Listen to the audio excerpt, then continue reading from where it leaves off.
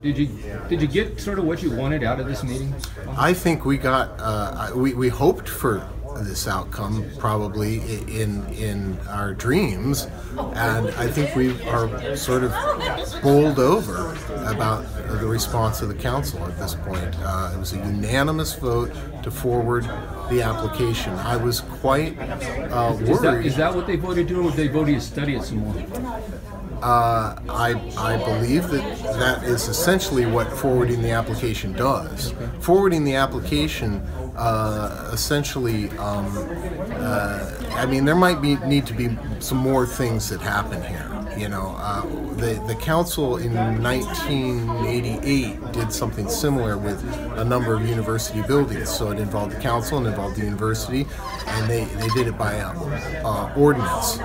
And by the ordinance, they basically dictated their actions. And they can dictate setting up the Historic Review Board meeting schedule to land appropriately. Start a 30-day comment window, which would be required, and then the review board meeting, and that would determine the actual fate of the application. So they might need to jump through a few more hoops to clean that up, but the way I understand it right now is they voted unanimously to forward the process. And what happens after that? Well, essentially, there has to be some sort of method of public comment. So that is part of the legal process around the application. It's got to be 30 days, and then it's decided by the Historic Review Board at an open hearing. So that's how the process is set up. And the Historic Review Board for the city? For the city, okay. Yeah, the city. They mentioned there that they set up. I think Councilor Eugene mentioned they set that up over 40 years ago. They've the tradition in the city of historic preservation and the historic preservation laws of the city.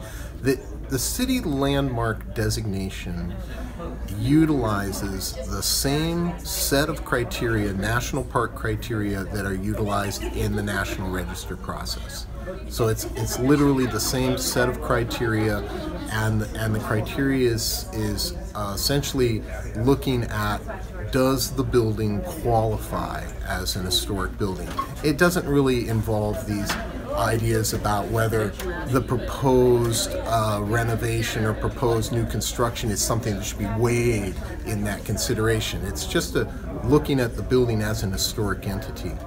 And one thing, and a lot of this was mentioned tonight, so I'll mention it, is that if the designation is bestowed on the building, then if the property owner wants to demolish the building, they have to go through a process, and that process involves negotiated mitigations.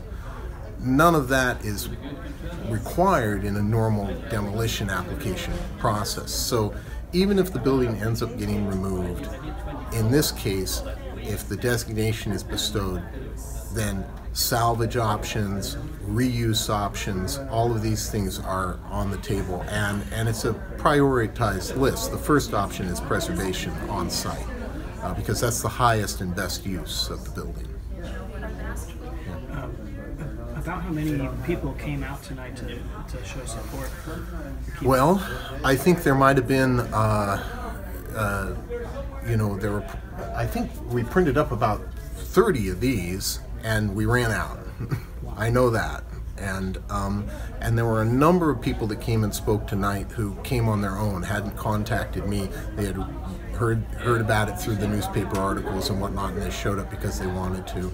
And there was only one person who stood at the podium and thought that it wasn't a good deal to forward the application, and I couldn't even count how many people came up and spoke. And there were two people who came up to speak on other topics, but were inspired by what was happening at the meeting and decided to spend part of their 3 minutes advocating for the grandstand, which I thought was pretty notable.